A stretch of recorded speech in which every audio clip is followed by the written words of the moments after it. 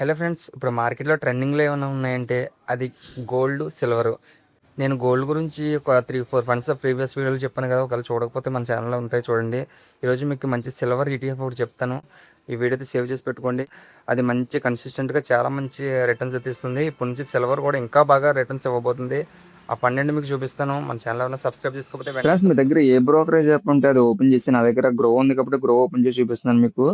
సెర్చ్లోకి వెళ్ళిన తర్వాత చూడండి, సిల్వర్ బీస్ అని కొడితే మీకు నిపాన్ వాళ్ళది వస్తుంది అనమాట. నిపాన్ ఇండియా సిల్వర్ ఈటీఎఫ్ వస్తుంది అనమాట. మీకు బీస్ అని చూపించిన ప్రతిదీ కూడా నిపాన్ వాళ్ళది అనమాట. చూడండి, ఇది కన్సిస్టెంట్ గా రిటర్న్స్ అయితే బాగున్నాయి. నేను పిన్ టు పిన్ అయితే చెక్ చేశాను.